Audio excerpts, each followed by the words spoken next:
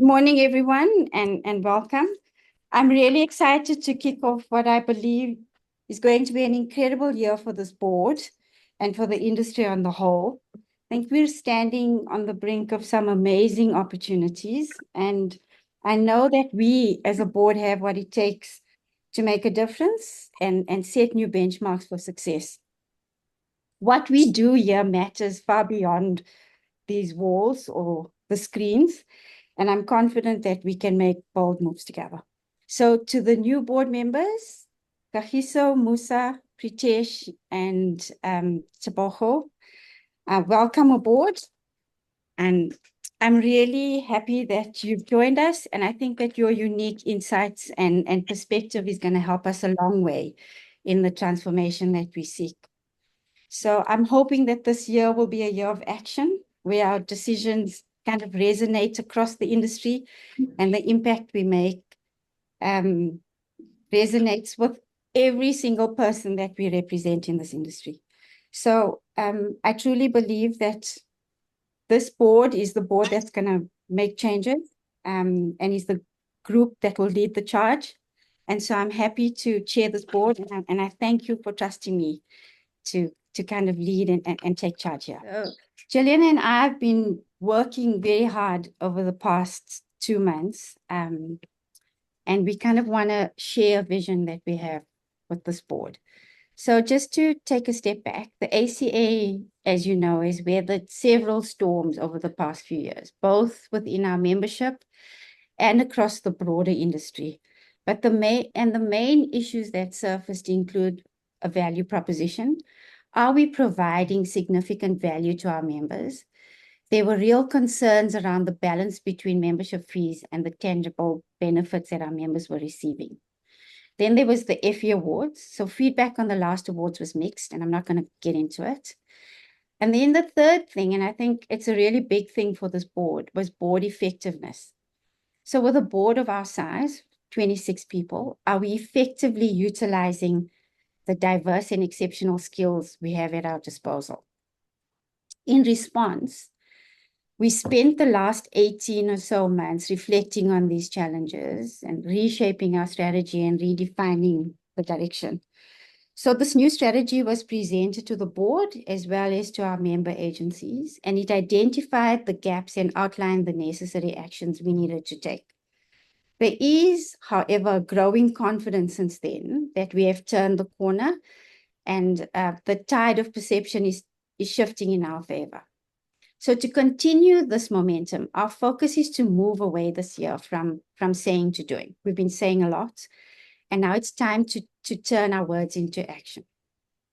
But before we dive into the details of what we're doing, I'd like to take a step back and consider the core responsibility of any industry board.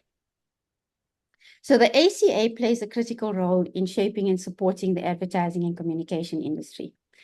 But I read an article in the Harvard Business Review that outlined exactly what a typical industry board should do.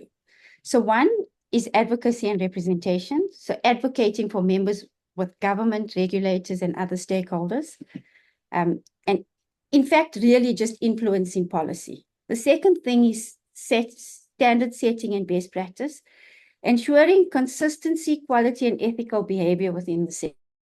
The third thing, research and development, identifying trends, challenges, and opportunities within the sector. And then training and education, helping to build capacity. Networking and collaboration, I think it's around promoting the key product of the sector. In our case, that would be creativity and effectiveness. Then public awareness and promotion, which is raising the profile of the sector. Member services and support, which is offering valuable services to our members, such as legal advice, insurance, consultancy, and the likes. And then ethical oversight, ensuring ethical conduct across the sector. So we looked at this critically and we asked ourselves, is the ACA addressing these responsibilities effectively? And are we adding value to our member base? So you will all remember the slide. This was the refocused ACA strategy. The design is slightly different, but the essence is all there.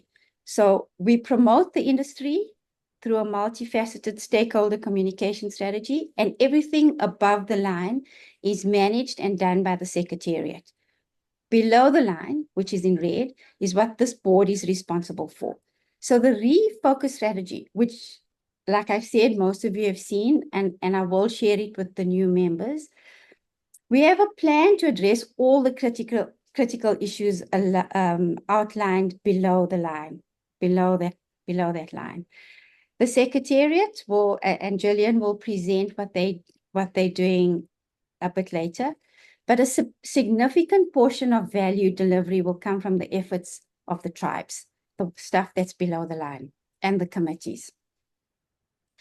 So I'm happy and pleased to report that we have a leader for each of the tribes and that we have significant progress in each of the tribes. If we want to make a real impact in the industry, these tribes or this board has to deliver effectively. And so I would like to firstly thank each of the leads who have put up their hands and taken up the huge responsibility of leading these tribes and the subject matter that goes with each of it. We have a far more focused approach now, and with each of the tribe leaders will share their progress reports around each of their respective areas in a little bit. But it's really exciting to see the amounts of progress that we have made in just constituting each of these tribes, getting people excited and rallied around each of these topics. So how are we going to do it? And I think everything that I've shared so far has gone a long way in kind of starting to build brand appreciation for the ACA. But what we want to do this year is really focus on standing out. So, and to do that, we want to do fewer, more impactful, but more tangible things. We want to connect more with our base and demonstrate, and that, in fact, let me just go one step back. The standing out thing comes from the tribes and this brand and this board. And so it's important that we really drive the tribe initiatives. We want to connect more with our base and demonstrate that we have the concerns of the members and the industry at heart. And we will do this through leading the MAC Charter process. And Tabang is doing a phenomenal job there. There's the regulatory issues, growth. We want to take back the power around tenders and pitches. So that's another big pillar that we're working on. And then the last thing is, how do we create awareness and have consistent communication and PR around the initiatives that we do? I mentioned earlier on that we spend a lot of our PR around the FE Awards, which is great, and it goes a long way for the ACA, but we need to do that more across all of the initiatives that we're working on so that the industry can feel what we're doing. And Gillian will share with you a little bit later what we're actually doing. So I'm going to hand over to Gillian now to talk about what the Secretariat has been up to, and then each of the tribe leaders will give us an update on their respective areas. Thanks, Sharleen. Yeah, thank you. So the Secretariat has been very busy. What have we been busy doing? A lot of work around the regulatory issues that threaten our industry in several ways. And we've been dealing with various member issues. We've been handling concerns around some pitches and tenders. And we've got a plan to do more on that. The FEs has been busy, and we've done our second round of judging. We did that this week, and we've got dialogue happening tomorrow. So I'm hoping to see some of you there. We are at capacity, but we can put in extra seats for board members. We've been busy with a lot of PR, and we've worked with Franco to develop a PR strategy. There's been a lot of activity around education and bursaries and getting funding and working with the MICT CETA and MDDA and Red and Yellow. We've been looking at strategies for revenue and growth. and liaising with other industry bodies, and where we can, establishing ACA leadership in key industry conversations, even when they don't really affect us. We're trying to make sure that we are seen as a leader in those areas. So in terms of our role and working with each of the tribes, we act as both a driver and a support for the tribes. And it's my intention that we really help the tribes bring their ideas and their key focus areas to life this year. We're very conscious that everybody's got a day job. And I think that's the challenge of the industry board is actually implementing, because we've all got brilliant ideas. How do we actually make them happen? So that will be our role as Secretariat, is to work with each of the tribes and to really bring those issues to life. A big part of our focus is the ACA value proposition. So we are focused on member acquisition and retention. I'm sure you all know, but with various mergers happening in the industry, it affects our revenue. And I think we've lost 500,000 rands of revenue due to various mergers in the last year. So we need to replace that revenue. And so we're working very hard on a member acquisition strategy. So in order to do that and to retain our existing members, we've got to land that value proposition. So we're working closely with the various tribes that are involved to clearly define and embed that value proposition. And then, as I say, bring it to life through communication, products and services. And that's really key. If it's going well, it's got the opportunity to grow. Again, from a revenue perspective, it offers us opportunity. So it's got the opportunity to grow in South Africa, but also through Africa. And we're busy with that.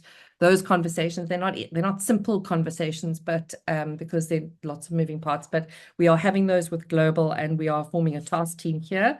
We are also in conversations with Global and with various tribes, education growth and IFEs, around launching the IFE Academy, which has some very, very nice products in it. And with the acquisition of IFE by Essential, the Can Lion Learning Academy will also now form part of the offering, and there's some great things there. So that still needs to be approved regulatorily in the States, but it does offer us nice income opportunities going forward. So we have struggled with sponsorship for these awards. We are behind our target. And I think that's partly related to the general economy. I think there is award fatigue in the industry as well. But I also think there was a bit of reputational damage last year. And we have had some of our sponsors from last year who have not come back. We're still working on them. And we're still working on sponsorship, but it's not too late. Any of you are welcome to sponsor or get your clients to sponsor. But we're comfortable that where we are is still enough. We would like more, but we're comfortable that it's enough to do what we need to do. So from a sponsorship point of view for IFEs next year, we plan to be a lot stronger and a lot more focused earlier in the year in actually really putting forward a sponsorship package that shows the advantages and the benefits to sponsors. I think we were playing a bit of catch up this year. But the IFEs itself is going from strength to strength, well, not from strength to strength, it's growing. And I think that, the IFE dialogues are playing a part in that. We've got the second one tomorrow on the sort of beyond the hype of influencer marketing and relating that to effectiveness. We've got a fantastic panel. And SNARE and the Secretariat have done an absolutely awesome job in pulling that together very professionally. It's being hosted by Discovery, and it looks to be really great. As I said, we're at capacity, which is phenomenal. Education and bursaries is another focus. We're continuing on. There's the Women in Leadership program, and the Red and Yellow graduate program is about to have another cohort. And as I said, Sharon is working with the MDDA to secure funding for additional bursaries. Lastly, on the PR side, we've worked with Franco to develop a PR strategy, which we're giving feedback on, and then I'll share it with you. But the key issue on the strategy was twofold. One was we needed to have a focus on member acquisition, and two was to build the ACA brand and not let the FE brand subsume it or consume it from a communication point of view.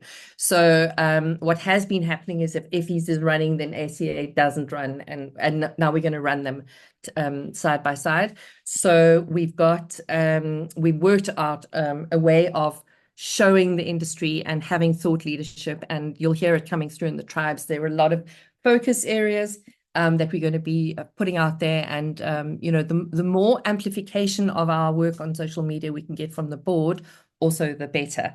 Charles, do you want to go to the next slide?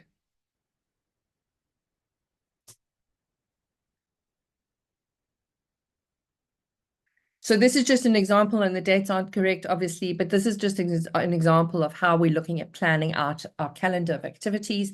So we will take each of the tribes and we will start telling the story of what each of those tribes is actually doing. And you can just see when you look at this slide and the next slide, you can just see that there is a lot going on.